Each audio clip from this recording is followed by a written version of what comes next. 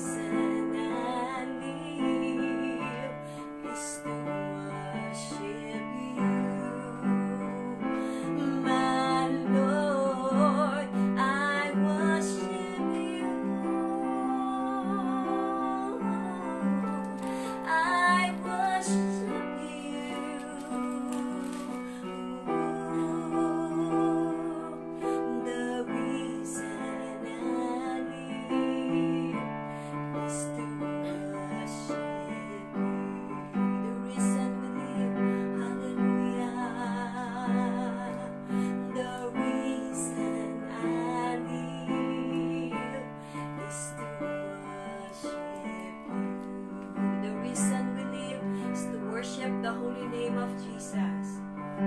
The reason I live is to worship you. Hallelujah. We worship you, Jesus, our King, our Savior, our God. We love you, Lord. Hallelujah. Amen. Thank you, Jesus.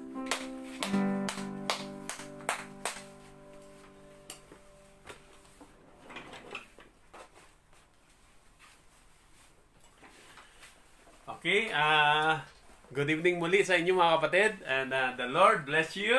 At today is June, what's the date today? 17. Okay, this is our Wednesday online Bible sharing. Last week, sinare ko ho sa inyo yung buhay ni Mary Magdalene, no?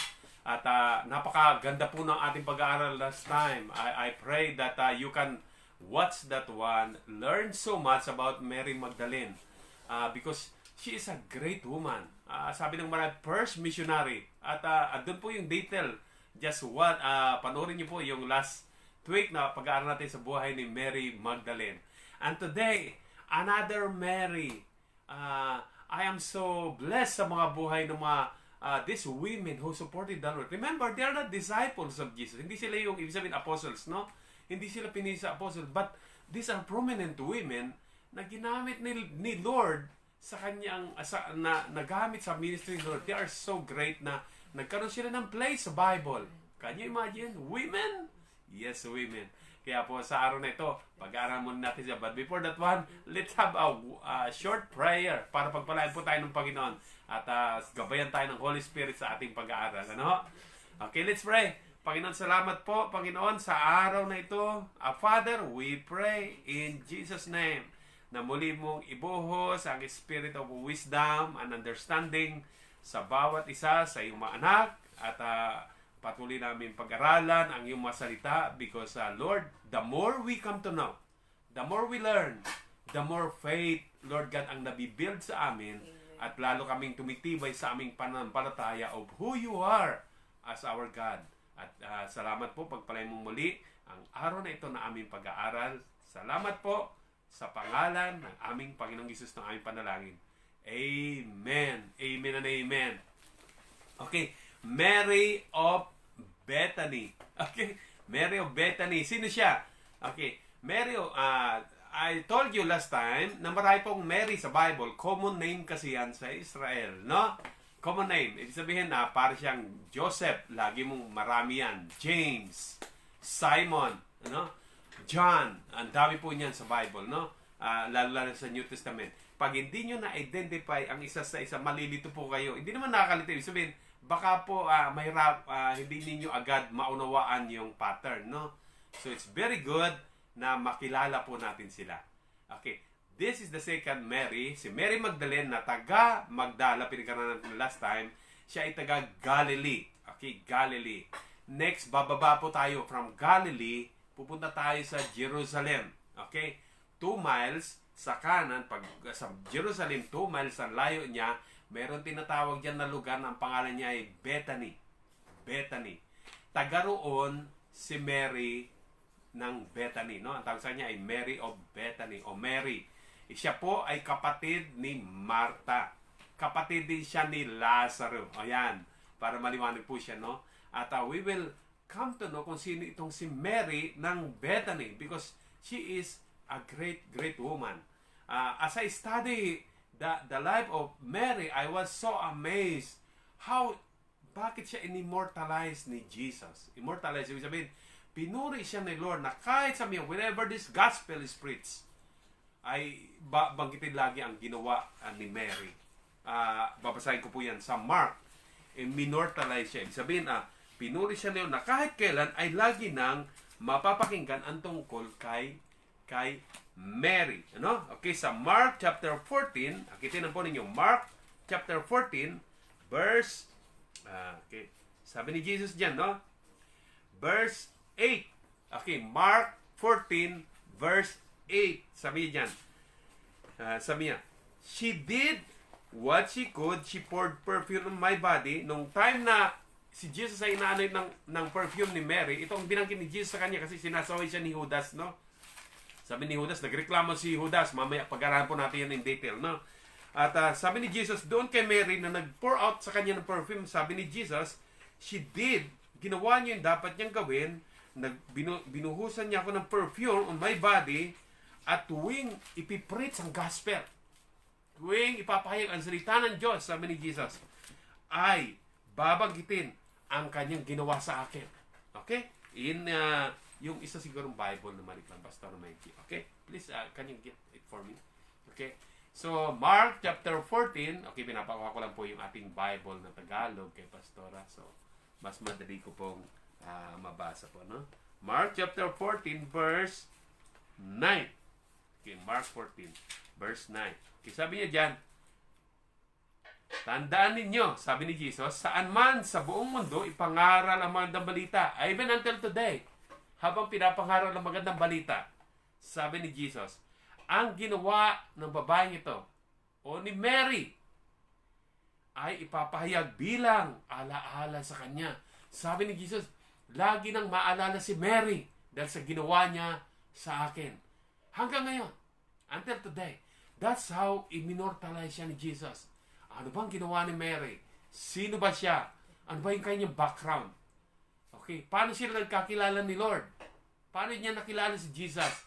Ito po ang mga pag-aaralan natin sa oras na ito. At I pray that you really study with yourself. No po? Babanggitin ko yung mga chapters, babanggitin ko yung mga verses. Please study for yourself para po kayo rin po ay matuto, kapatid, no? So please prepare your Bible with you. Okay? Ang first instance na para makilala po ninyo si Mary, let's go first sa John. Okay, John. Pumunta po kayo sa 1 chapter 11. Chapter 11. Kung matatandaan ninyo, sa John chapter 11,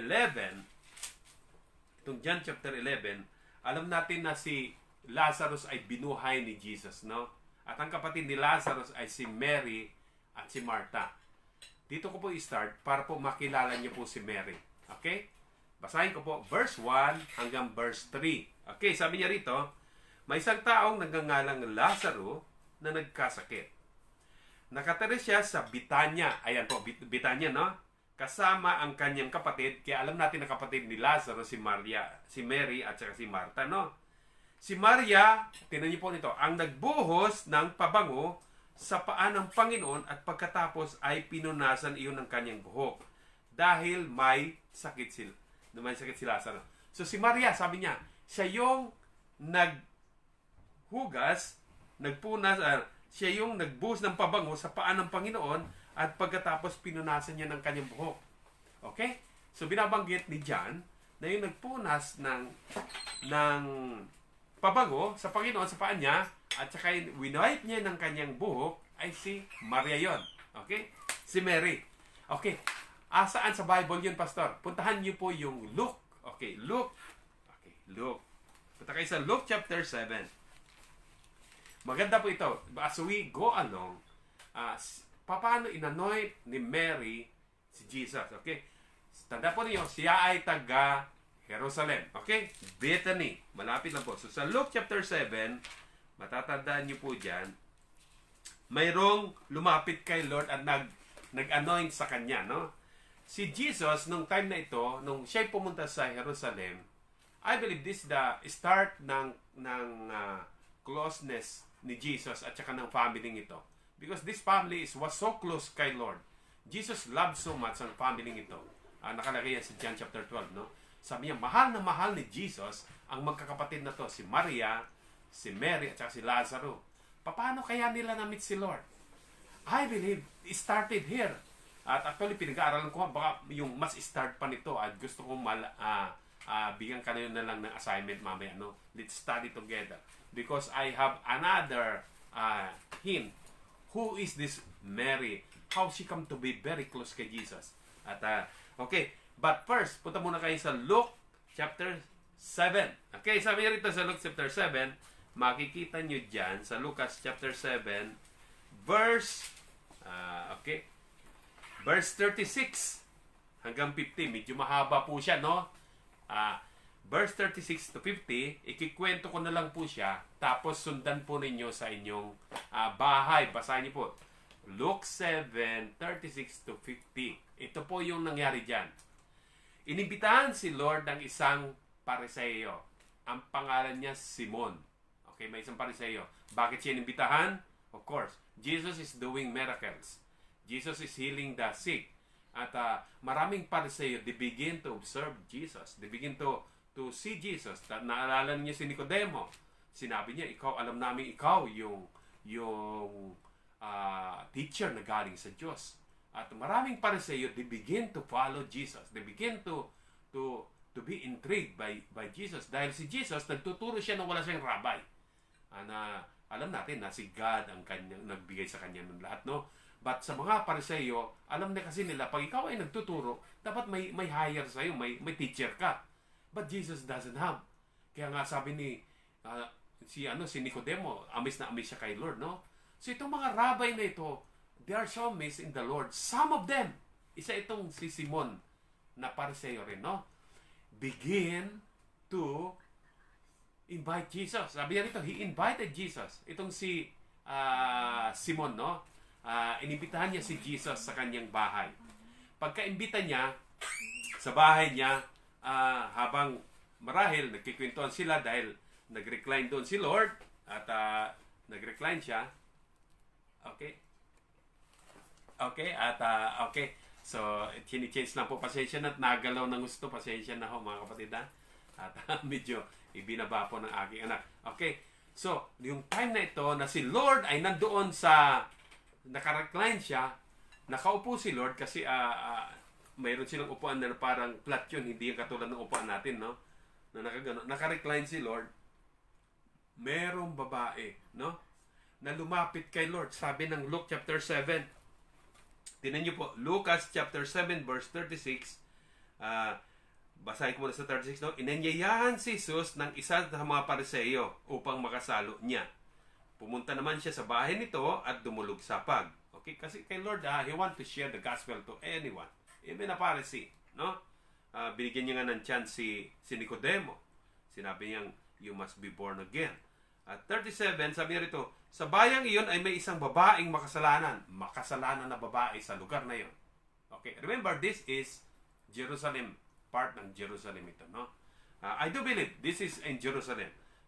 Dahil taga-roon ang babaeng ito. Kasi sabi ni John, siya yung nagbuhos ng perfume sa Panginoon. Kaya tsak, Jerusalem, no? At itong Pariseo na to, taga-Jerusalem din. Okay? So, si Simon, taga-Jerusalem din siya, no? So, sabi rito, lumapit, yung first time sabi rito, no? Nabalitaan niyang kumakain si Jesus sa bahay ng Pariseo, kaya't nagdala siya ng pabangong nasa sidlan alabastro.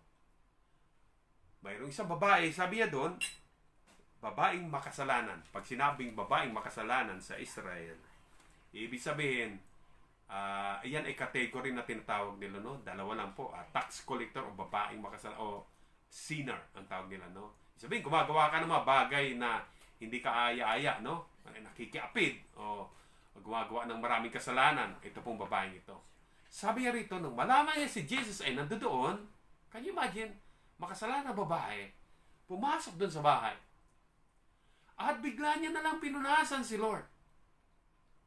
Pinunasan niya si Jesus. Habang pinupunasan niya si Lord, medyo na may nagreklamo rito, no? At sabi niya dyan, humalimuyak, alabaster, na pabango. At napakabango, no? Humalimuyak yung tahanan ni Simon, no? Medyo nag-comment si Simon dyan, no? Sabi ni Simon, nag-comment siya dyan. Kaya sabi niya, kung totoong propeta ang tao ito, kasi pinag-aaral niya pala si Jesus, kaya imbitan niya kay Jesus, di ba? Pinag-aaralan niya si Jesus. Sabi, kung totoong propeta ito, dapat alam niya na yung babae nagbubuhos sa kanya makasalanan. At yan na binanggit ni Lord yung parable. Sabi na, may isang babae, may isang tao na mayroon siyang utang na 500, yung isa naman 50. Hindi nila parehong kayang bayaran. At gano'n, nung settlement na pareho niya silang sinabi niya, okay na yung kanilang pagkakautang. Ngayon, sino sa dalawa ang magmamahal ng gusto sa may-ari? Sabi ni Jesus, no? Sabi ni, tingnan niyo po sa verse 41, sabi, may dalawang taong may utang sa isang nagpapahiram ng pera. Binabasa ko po sa Luke 7 verse 41. May dalawang tao nagbigay kasi nung binanggit ni Simon na makasalanan yung nagbubuhos kay Jesus, nagbanggit sila ng talinaga. Sabi ni Jesus, may dalawang taong may utang na nagpapahiram ng pera.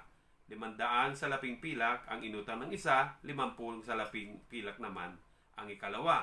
Actually, ito ay sa dinari, no? Dinari. Ibig sabihin ng dinari, ang pilak doon ay 1 day wage.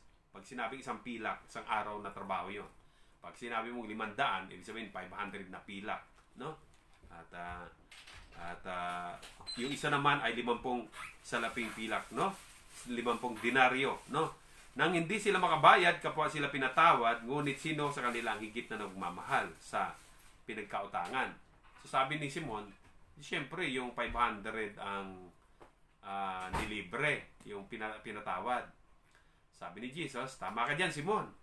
Sabi niya, ang babaeng ito, sabi ni Jesus, dahil sinasabi niyong makasalanan siya, sabi niya, kaya siya ganyan magmahal, kaya perfume ang binubuhos niya sa akin, kasi malaking kasalanan ang pinatawad sa kanya.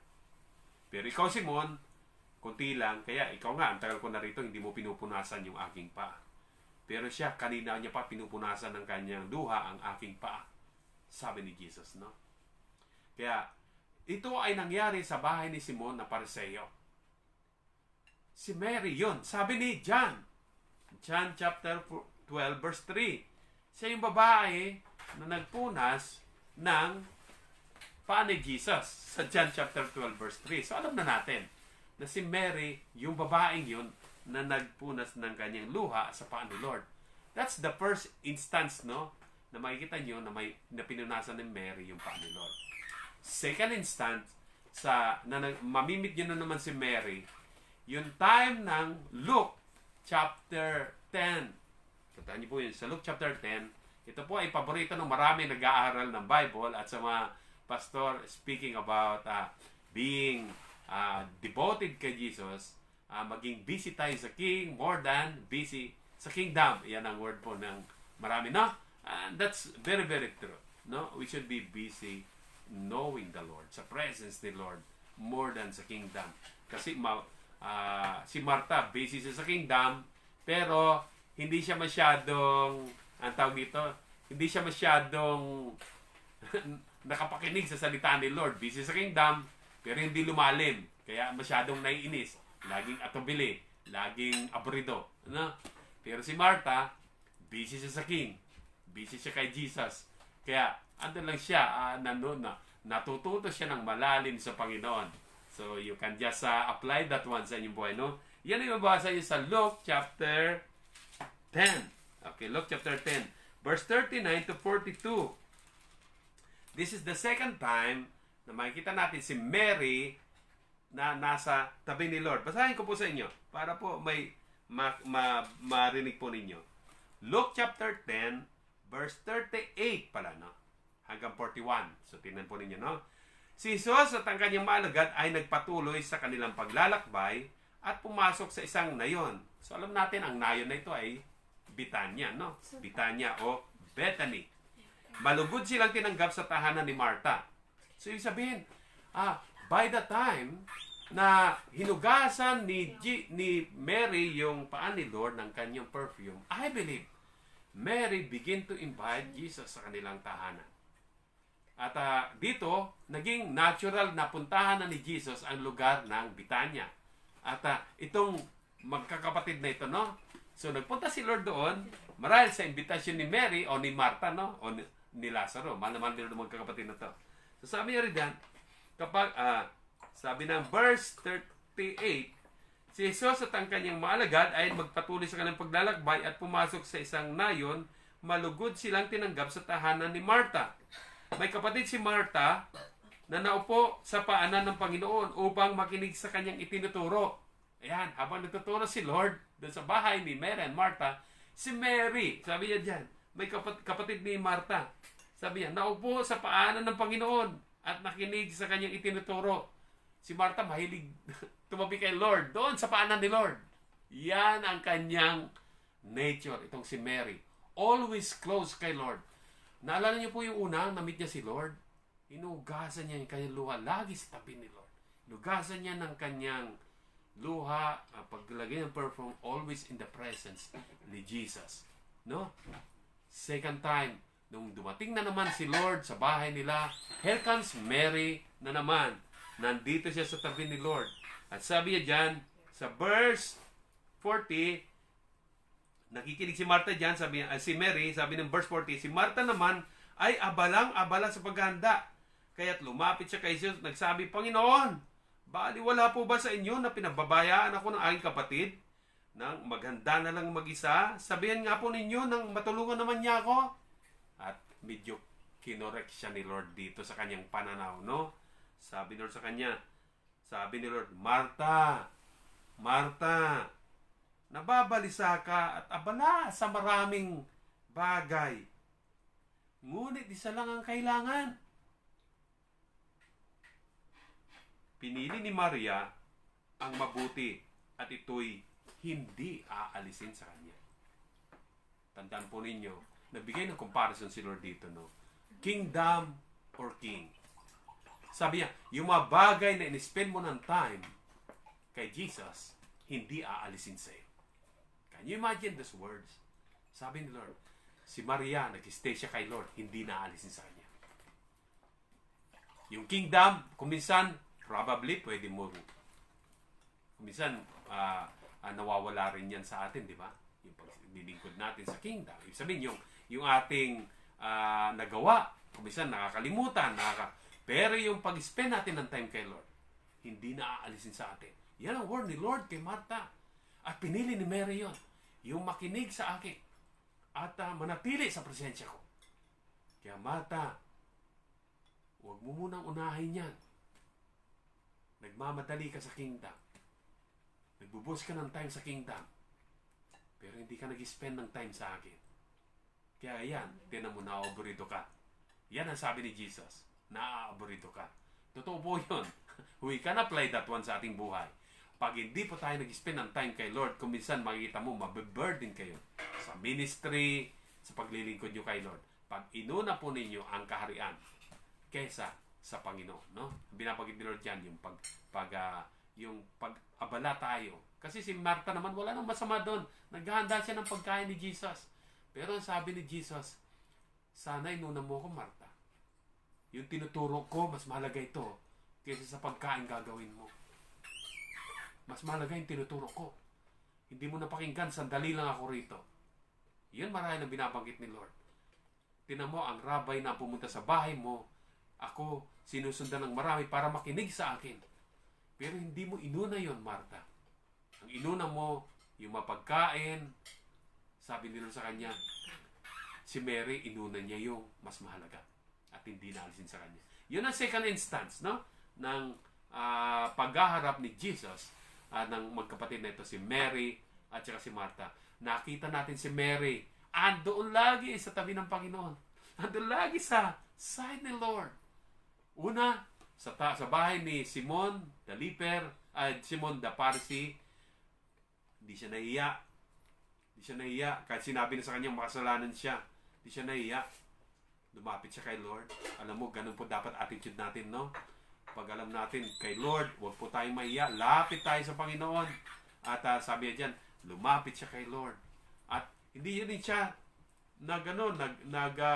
hindi siya nanghinayang. Kasi yung binus niya kay Lord ay alabaster perfume. Ito pinakamabango. Mabango ito, no? Na ibinus ni Lord sa kanya. Ni Maria kay Jesus. At hindi yan siya nanghinayang, no? What a life of Mary, no? Makikita niyo po yung kanyang pagka-devotion kay Jesus. Okay. Next part, no? Hindi lang siya malapit kay Lord. Here comes another one na makikita natin ang isang instance sa buhay ni Mary. Because I like to build this one para po inyo po siyang makilala. No? Gusto, no? Punta po kayo samahan po ninyo ako sa Mark. Okay, Mark. Chapter, okay na yan, Pastor. Please, don't po. it's okay. Mark chapter 14. Mark chapter 14, verse, punta po kayo sa Mark chapter 14. Okay? Mark chapter 14, tinan po natin, no? Ito po yung time na nangyari po dito. Ito po yung time na si Jesus ay malapit ng ipako, ano? Actually, kung makikita nyo dyan, ito po ang huling Passover na ni Jesus. Ibig sabihin, on the third year ng kanyang ministry. Naging natural na kay Lord na siya magbiyahe ng Jerusalem at saka dito sa Galilee and Jerusalem. At this time, pinag-iisipan na nila kung paano patayin si Jesus. Marami na gustong sa kanya, pumatay sa kanya, no? They are plotting is na patayin nila siya dahil sa words na binabanggit niya, I and the Father is one, sabi ni Lord. And the Jew cannot accept that one, no? Next time po, I will elaborate that one, no? Kasi the Jew, hindi nila tinanggihan si Lord sa kanyang miracle, kundi tinanggihan nila yung words na binabanggit ni Jesus sa kanila. Kaya lang, hindi nila ma-deny. Kaya nga, I would like to explain that one next time ng mas malalim po, no? At, so Passover malapit na. Jesus is about to give His life. Ibibigay niya ng kanyang buhay. He's about to give His life to the whole world. Sabi niya dyan, no? At itong time na ito, sabi nga ng mga kapatid niya, pumunta ka na doon sa feast, hinahanap ka nila doon. Sabi ni Lord, di ko pa time. Pero dumating din siya, no? So, yung time na ito na dumating si Lord, hindi mo na siya dumiretso doon sa may pinuntahan siya, sabi niya dyan, dumiretso siya sa bahay ng mga magkapatid na to. Mary, Lazarus, no? But, pinuntahan, okay? Bago po nangyari yon, may nangyari muna pala, no? Bago mangyari yon na pumunta si Lord sa bahay nila. May dahilan kung bakit pumunta si Lord muna dito sa Bethany. Sa John 11, makikita niyo po dyan, no? Kung maalala ninyo, si Lord ay nasa Galilee, hindi siya makabalik sa Jerusalem. Bakit? Kasi po pinagtatangkanan nilang kanyang buhay. Ngunit yung time na ito, may nabalitaan si Jesus. May nagbalita sa kanya na yung kanyang kaibigan, si Lazaro, ay namatay na. No? Namatay na. Kaya sabi niya, babalik tayo sa Jerusalem at gigisingin ko si Lazaro. At ang sabi ng mga disciple niya, lalo na si Thomas, babalik ka doon, babatuhin nga tayo doon eh. Pero sabi ni Jesus, babalik ako doon kasi si Lazaro patay na. Sabi ni Lord, kaya tayo babalik. Kaya nga, bumalik sila doon, at pagbalik ni doon, binuhay ni Lord si Lazaro. At kung mababasa niyo po yan sa John chapter 11, yan po yung time na napaganda po nito, no? I just like to share it to you. John chapter 11, samahan po ninyo ako. Dito nyo rin makikita yung isang instant. How close itong magkakapatid na ito kay Jesus, no? Sa John chapter 11. This is very close na sa time ng Passover, no? So, sabi rito sa John chapter 11, may isang taong nagngangalang Lazaro na nagkasakit, nakatira siya sa Bitanya, kasama ang kanyang kapatid na si Maria at Martha. Okay? So, alam na natin to, no? Si Maria yung nagbuhos ng pabango sa paa ng Panginoon at pinunasan ng kanyang buhok. Dahil may sakit si Lazaro, nagsabi si Jesus, may nagsabi kay Jesus, no? Panginoon, ang minamahal ninyong kaibigan ay may sakit. Nang marinig ito ni Jesus, nagbanggit si Lord na hindi niya ikamamatay yung sakit na yon. Pero tapos afterward, sabi ni Lord, nagbanggit sa mga disciple, babalik tayo sa Jerusalem, sa Bitanya. Sabi ng mga disciple, babalik ka doon? Bakit? Kasi si Lazarus, gigisingin ko. Sabi nila, gigising lang pala eh. Di, magigising din yan. Kung siya nakatulog, magigising din yan. Sabi ni Lord sa kanila, hindi patay na si Lazarus. Babalik tayo din, babatuhin nga tayo din ng mga tao. Sabi ni Jesus, let's go, I will wake up Lazarus. At nag-explain si Lord na sabi niya, habang may liwanag, I'm going to gagawa ko kasi sa gabi wala nang magagawa, sabi ni Lord. He's speaking about the life, yung kanyang mission, yung kanyang gawain, no? That's why I need to go there and rise Lazarus from the dead. Yun ang sabi ni Lord dito. At sabi niya, habang nandito ako, bubuhay ako ng mapatay. Yun ang binabanggit ni Lord, no? So, he went there, at alam natin kung ano nangyari, malayo pa lang. Pagpunta nila kasi 4 days, 2 days nang patay si Lazarus, after 2 days pa, bago pumunta si Lord sa Jerusalem. To make sure na si Lazarus ay talagang patay na. Bakit? May binanggit si Jesus kung bakit, no? Para sa kapakanan ng marami na si Lazarus ay patay na dahil bubuhayin siya ni Lord. Para maniwala yung mga tao doon na yung sinasabi ni Lord ay valid. Na sabi niya, I am the resurrection and the life. Sino mang naniniwala sa akin ay bubuhayin ko, sabi ng Panginoon, no? Yun ang dahilan kung bakit hinayaan niyang mamatay muna si Lazarus ng matagal. Para patunayan sa mga Diyos. Kasi sabi na, ay baka ano lang yan, nakatulog lang. Pero pinatagal pa ni Lord para tuluyan talagang malaman na si Lazarus 4 na araw ng patay. Kaya nga dyan sa John chapter 11, nung time ng pagpunta doon ni Lord, tinampunin nyo to kasi makikita nyo po rito si Mary. Unang sumalubong si Martha at ang sabi ni Martha kay Jesus, sana nandito ka nung umpisa pa lang para hindi sana namatay si Lazarus. Sabi ni Lord, maniwala ka, mabubuhay siyang muli. At medyo nagsalita si Martha dyan, sabi niya, alam ko bubuhayin mo siya, pero maniwala ka, sabi ni Lord, na mabubuhay muli si Lazarus. At habang nagsasalita si Lord, bumalik si Martha sa bahay nila, tinawag niya si Mary. Si Mary na iwan lang sa bahay. At marahil doon siya nagdadalamhati. Hindi siya sumama nung marinig niyan dumating na si Jesus. Kasi nag-stay lang siya. Pero nung sinabi ni Martha kay Mary, Mary, si Jesus dumating, hinahanap ka niya. At agad-agad sabi niya dyan, tumayo si Mary, tumakbo siya, kala nga ng mga tao, baka didiretso sa puntod ni Lazaro eh. Pero tumakbo siya at makikita niyo ulit si Mary. Tingnan niyo po rito. Because napakaganda po ng event na ito, no? Sabi po ng John chapter 11 na verse 20. Basahin ko muna sa verse 20, no? Nang mabalitaan ni Martha na dumating si Jesus, sinalubong niya ito. At si Maria ay naiwan sa bahay. Ayan, naiwan siya, no? So nag-usap sila ni Lord at pinatawag ni Lord si Mary. Ay nahanap ni Lord si Mary. Saan si Mary? Sabi ni Lord. Sinabi ni Martha kasi nahinanap siya ni Lord, no? So pumunta pagkasabi, umuwi si Martha, sabi ng verse 28, tinawag niya si Maria at binulungan. Naririto na ang guro at ipinapatawag ka. So alam natin pinapatawag ni Jesus si Mary, no? Dito na tumakbo si Mary. Sabi niya, verse 29, pagkarinig ni Mary, nagmamadaling tumayo si Maria upang salubungin si Jesus. I want you to understand who Mary is, no? Para po makilala niyo siya ng gusto. Verse 30, sabi, wala pa si Jesus sa nayon, naroon pa lamang siya sa lugar nang makita ng sinalubong ni Martha. Nang makita si Maria ay nagmamadaling tumayo at lumabas, sinundan siya ng Hudyong nakikiramay sa kanila. Akala nila ay pupunta siya sa libingan upang umiyak. Pagdating ni Maria sa kinaroroonan ni Jesus, eto na naman si Mary. Pagdating niya sa tabi ni Jesus, ito siya, sabi ng verse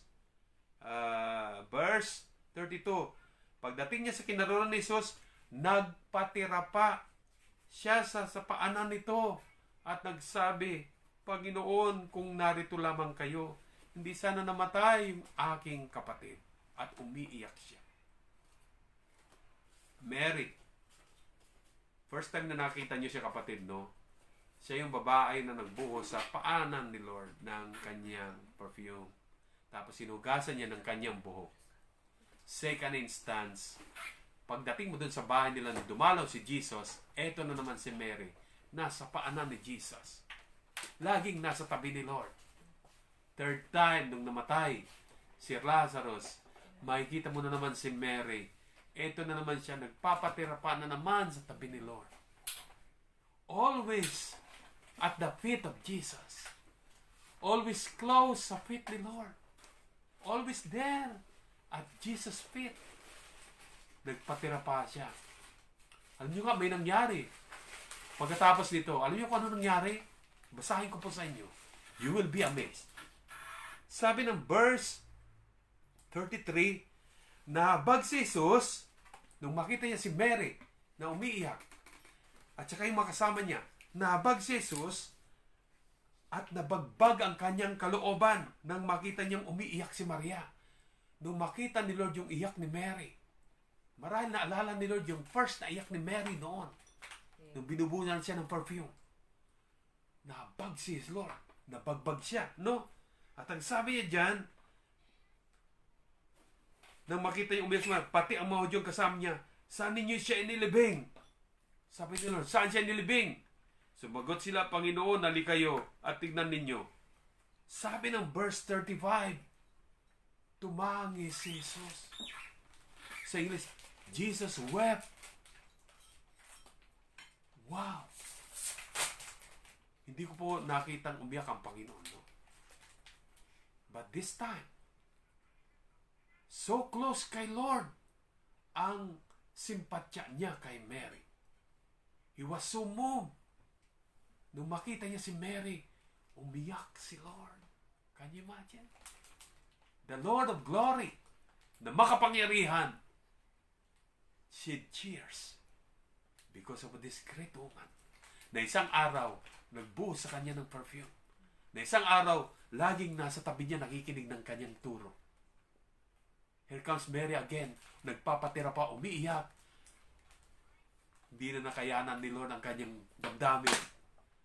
God, she cheers. Jesus, what a great woman si Mary. So close kay Lord. Kaya nga, napaiyak dyan ang Panginoon. And Jesus just did the miracle. Alam natin yan. At sabi diyan, ang dami nung binuhay ni Lord si Lazarus. At I will speak about the resurrection next sometime, no? Someday. At alam niyo po diyan, nung binuhay ni Lord diyan, ang daming nakakilala sa lugar na yan. Diyan, no? Sa lugar na yan. Ang daming naniwala kay Jesus nung binuhay niya si Lazarus. Sabi ng Bible, no? At yan isang instant na makikita mo si Mary. A woman who always close kay Lord. Always at the feet of Jesus. Last time na makita niyo si Mary, si John chapter 12. Okay? At binabagit ko sa inyo na malapit na nilang, malapit na ibigay ni Lord ang buhay niya nung binuhay niya si Lazarus. Marahil pagkatapos nito, nag-withdraw si Lord. Dahil pinagtatangka ng kanyang buhay. Okay? But, okay? Something happened again. John chapter 12. Okay? Here, makikita ninyo. Or John chapter 12. Kapare ito ng napaganda po nito. That's why I like you to study with me. No? John chapter 12, sabi ng John chapter 12, verse 1 hanggang verse 7. Okay? Sabi dyan, 6 na araw na lang sumapit ang pista ng Pasko. Alam natin sa Pasko, doon pinako si Lord, no? 6 days before. Sabi niya, si Jesus ay nagpunta sa Bitanya, okay? Kung saan nakatira si Lazaro na kanyang muling binuhay. Ayan, bumalik si Lord sa bahay ni Lazaro, sa lugar ng Bitanya, no? Isang hapunan ang hinanda roon para sa kanya. Okay? Isang hapunan ang hinanda para sa kanya. Si Lazaro ay isa sa mga kasalo ni Jesus, samantalang si Marta naman ang tumutulong sa paglilingkod sa kanila. Talagang si Marta, no? Talagang selfie. Talagang mapag-selfie pala itong si Marta, no? Kaya makikita niyo talagang serve ng serve. Kaya yun ang kanyang way, no? Kumuha naman si Maria. Tinino, here comes Maria again. Ito na naman si Maria. Verse 3. Kumuha naman si Maria ng isang bote ng mamahaling pabango. She'll do it again. Pabango galing sa katas ng dalisay na nardo, ibinuhos niya sa paa ni Jesus. Talagang palang itong ginagawa ni Mary ng Bethany, no? Itong Mary na sinabi ni Lord doon kay Simon. One time, yung Pariseo, sabi niya, itong ginawa niya na pagpupuna sa pako, aalalahanin ang lahat yan. Hanggat itinuturo ang mabuting balita, lagi siyang mahayag si Mary. Sabi ni Lord, no?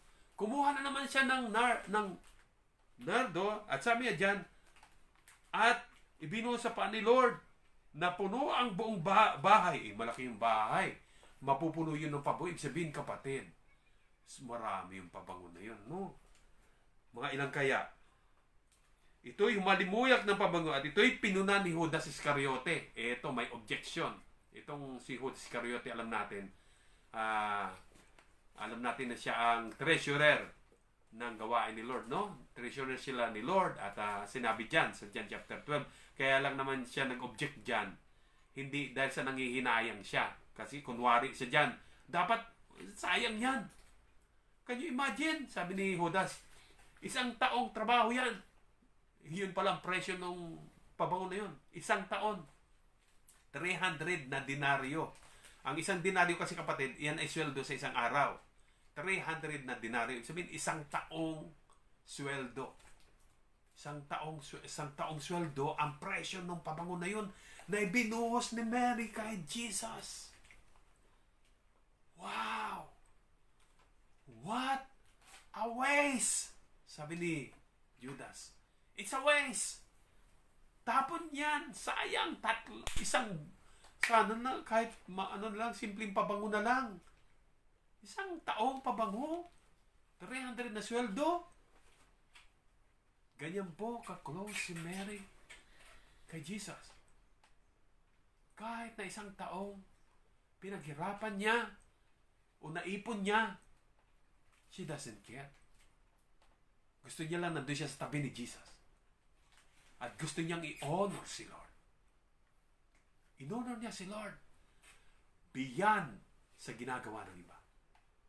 Sabi niya, kinuha niya yung pabango na 1 taon ang presyo at ibinuhos niya. At alam niyo kung anong ginamit niya sa panglilinis sa pa ni Lord? Kanyang buhok. Sign of humility. Sign of respect. Sign of honor.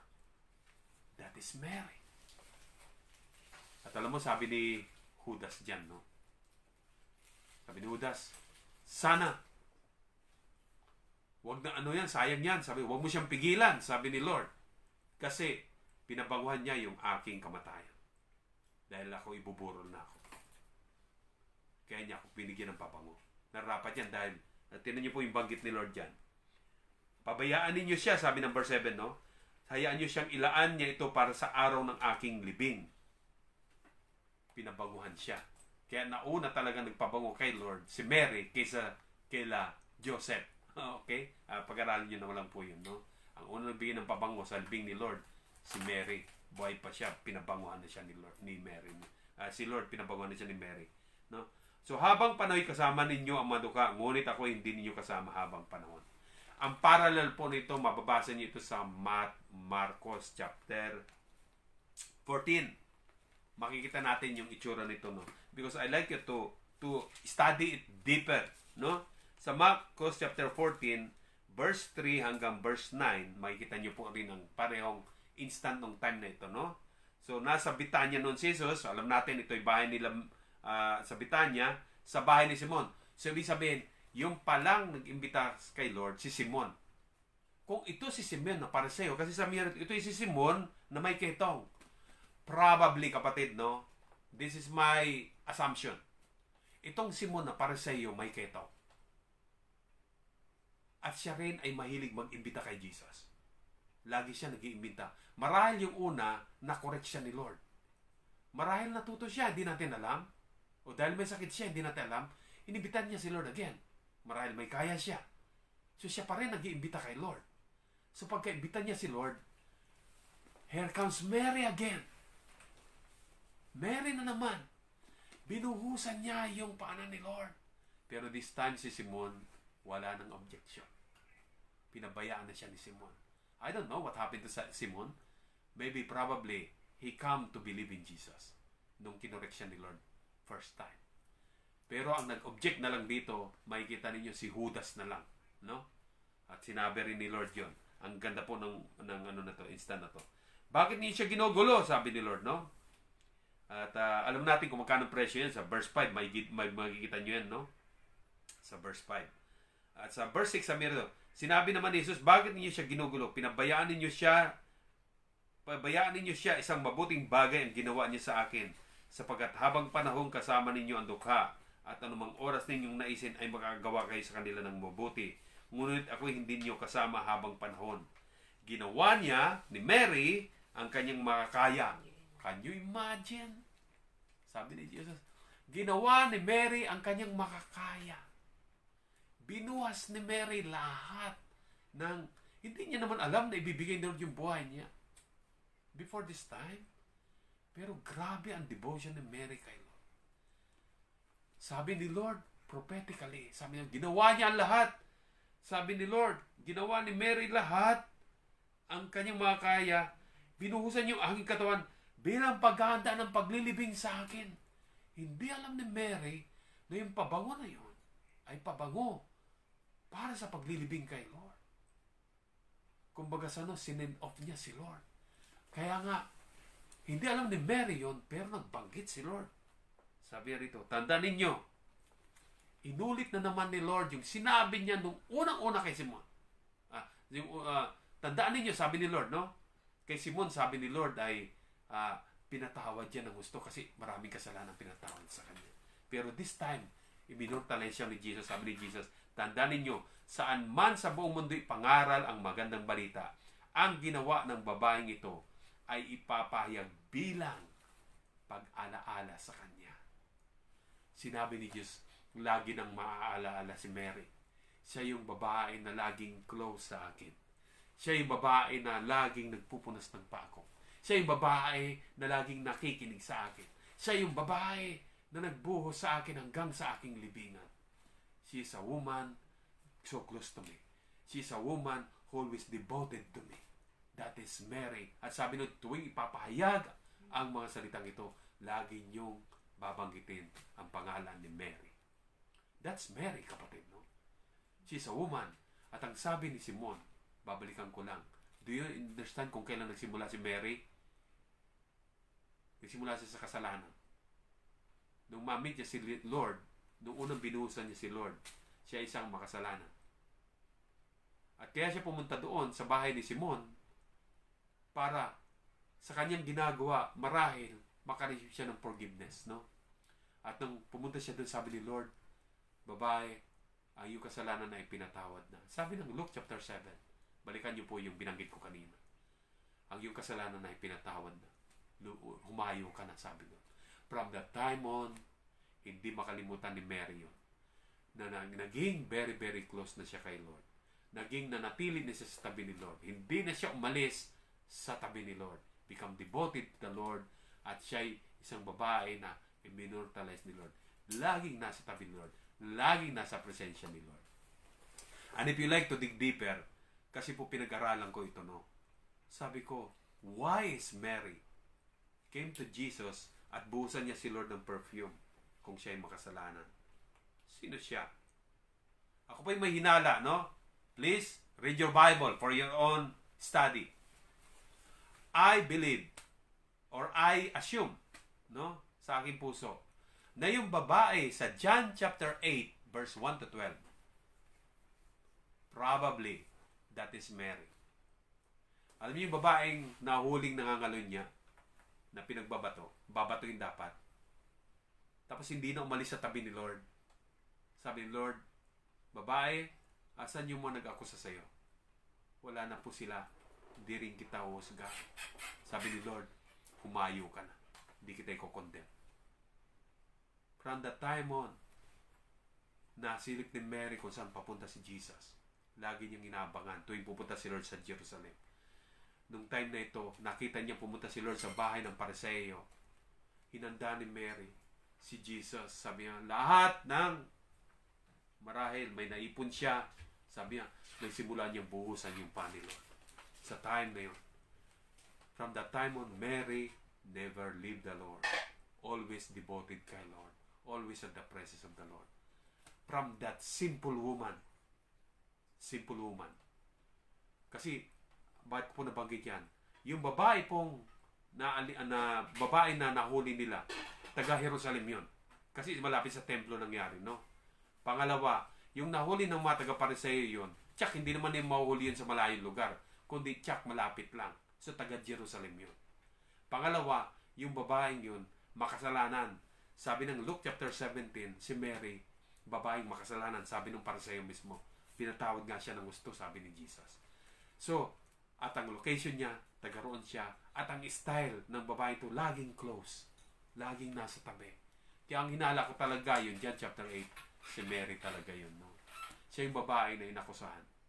Magsimula ng pinatawad siya ni Lord. Hindi na siya umalis sa tabi ni Lord. Lagi siyang sa tabi ni Lord.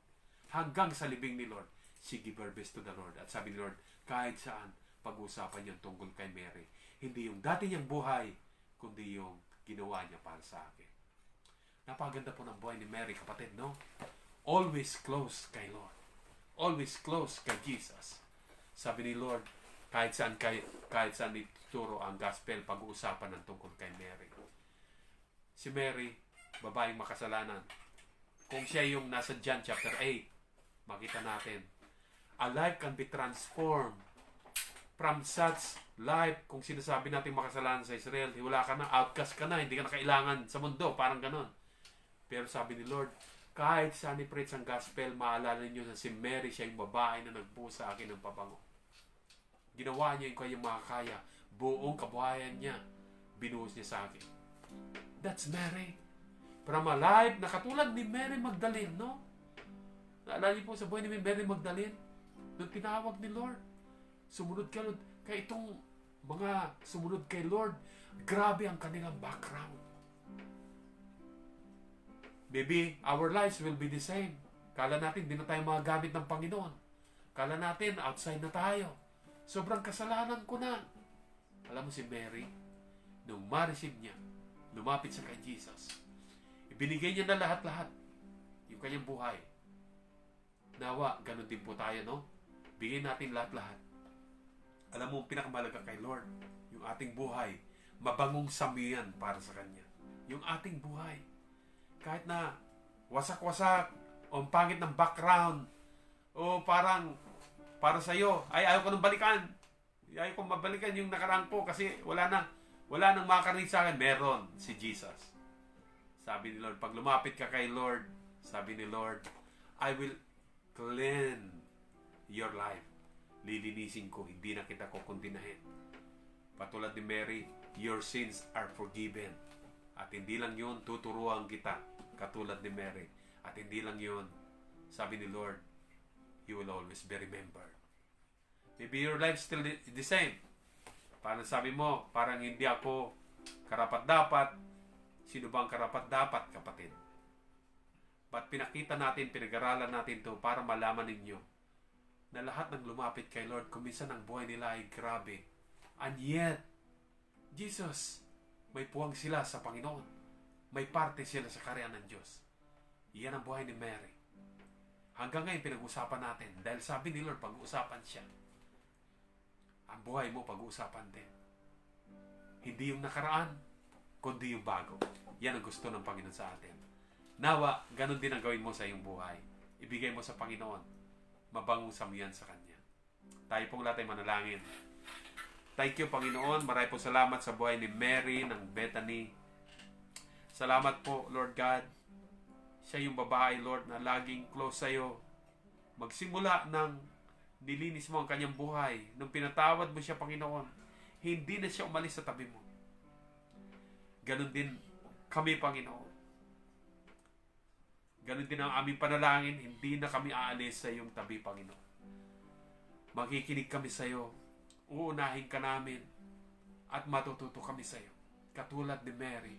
Bigyan mo kami ng puso katulad ni Mary. Matuto kami sa inyong paanan. Salamat po, Panginoon. At kung ikaw naman ay kapatid, ay sinasabi mo parang walang halaga yung buhay, meron, kapatid. Sinasabi ko sa iyo, mahalaga ka sa Panginoon. Napakahalaga mo. Si Mary, napakahalaga niya sa Panginoon. Pinakamababang klase ng buhay para sa Israel, pero para kay Lord, hindi. Hanggang pinipreach ang gospel, ipipreach din siya, kasama siya. Alam mo, galing tayo sa wala, then God will lift us up. Yan ang ginagawa ng Panginoon sa atin. If you are that person, say, Pastor, ako rin, I like to surrender my life to Jesus. Gusto ko rin, alam mo, hindi ko kayang bago yung sarili ko. Gusto ko rin magbago. Gusto ko na rin ng bagong chance, bagong way. Gusto ko magbago ng lakad. Kung yun ang panalangin mo, kapatid, tulungan kita, ha? Alam mo, lumapit tayo kay Jesus. Lapit ka lang sa Kanya. Hindi Kanya bibiguin. Hindi Kanya tataboy. Lapit ka lang sa Kanya. Sabi ng Panginoon, sa lahat na lumalapit sa akin, tatanggapin ko sila. Hindi ko sila itataboy, sabi ng Panginoon. Lapit tayo, kapatid, ha? Sa simpleng panalangin, samahan mo ako. Gayahin mo ako. Sabihin mo, Panginoon, kilala niyo ang buhay ko. Katulad ni Maria, may mga nagawa rin ako hindi maganda. Yung iba, nakakahiya. Yung iba gusto ko ng kalimutan. Yung iba hinahabol-habol ako. Baguhin po ninyo ang buhay ko at hinihiling ko na kayo na po ang maghari sa puso ko magsimula sa araw na to. Salamat po, Panginoon. Salamat, Panginoong Hesus.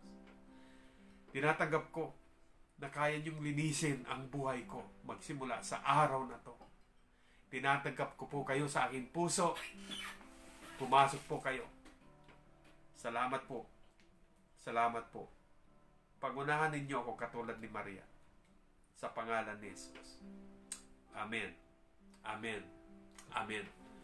At bago po ako magtapos mga kapatid, at this moment right now, if you are feeling something in your body or mayroon kayong karamdaman, I'm believing in prayer of healing, no? Ako'y naniniwala sa oras pong ito, sa oras na ito. This time, I'll pray that the Lord will heal you. I believe in healing. I believe in the power of prayer. I believe in faith. At let's believe. Kung sino man po sa inyo ang nangailangan ng panalangin, just put your hand on sa parte na may karamdaman and be healed by the power of Jesus' name. At hilingin natin sa Panginoon na kayo po'y kanyang abutin sa oras na ito. Panginoon, dinadalain ko po ang mga kapatid kong ito na may karamdaman sa oras na ito, Lord. In Jesus' mighty name. Heal them, Lord Jesus. Heal them, Lord Jesus. Heal them, Lord Jesus. Heal the sickness, O Father. Heal them by the power of your Holy Spirit. Let the Spirit of healing come on them, O Lord. Come on this, your people. Come on the sickness. In Jesus' name. In Jesus' name. In the name of Jesus, who is the same yesterday, today, and forevermore. Nasabi mo nga, Lord God, sa iyong salita, sa iyong mga latay, kami nagsigaling. Lord, hindi lang spiritual, even the physical. We believe it, O Lord, that you are a God who can heal, even today. Lord, I pray for healing in Jesus' name. At Lord, sa mga kapatid ko ito, Lord, na having a hard time, sometimes nawawalan sila ng pag-asa, sometimes they are so depressed, Lord God. Maniwala ka, kapatid, that God can heal you. Please put your hand sa iyong puso. At kung pwede, hilingin ko nga, i-gesture natin kung parang sumasakit ang ulo mo sa tindi ng iyong mga inisip, pakilagay mo rin kamay mo sa ulo mo. Let's believe the Lord for your healing at lumaya ka. Panginoon, sa mga kapatid ko ito, naglalagay ng kanilang kamay sa kanilang ulo, ng mga nade-depress, sa mga puso nila, laging may takot, may kaba. In the name of Jesus, I speak freedom to you. In Jesus' name, Panginoon, palayaan nyo nga po sila. Bigyan nyo sila ng kapayapaan sa oras na ito, Lord, sa kanilang puso, ang kapayapaan ng Diyos na hindi malirip, na galing sa langit, galing sa Panginoon, ay dumating sa iyo sa oras na ito. Lumaya ka sa pangalan ni Jesus. At Lord God, nilalagyan ko po ng kapayapaan ng mga kaisipang ito, Lord. Binabalutan ko, Lord, ng kapayapaan galing sa iyo. Lord, balutan mo nga po, Lord. Palisin mo, Lord, ang mga oppression na ito, mga depression na ito, mga kakaba na ito sa pangalan ni Jesus. At palitan mo ito ng galak, Lord God, na hindi pa nila nararanasan. Palitan niyo ito, Panginoon, ng kapayapaan na hindi pa nila naranasan. Kapayapaan na galing sa Diyos. Salamat po, Panginoon. Salamat sa gabing ito. Pinupuri ka namin, pinapasalamatan sa pangalan ng aming Panginoong Hesus. Amen. Amen. Amen. So muli, God bless po sa inyong lahat, mga kapatid. So this is your Pastor June. Ito po yung ating Wednesday online Bible sharing. So God bless po sa inyo. At see you again next week for another pag-aaral natin. I will share, okay, unahan ko na po. I will share also about the life of Mary, the last Mary. Na gusto mo, bagamat marami pong Mary sa Bible, no? I will share one last time. Yung life ni Mary, Mother of Jesus. Okay? At mabiblis po kayo ng gusto sa time na yan. Okay, God bless sa inyo, mga kapatid. See you next week. God bless you. Bye-bye.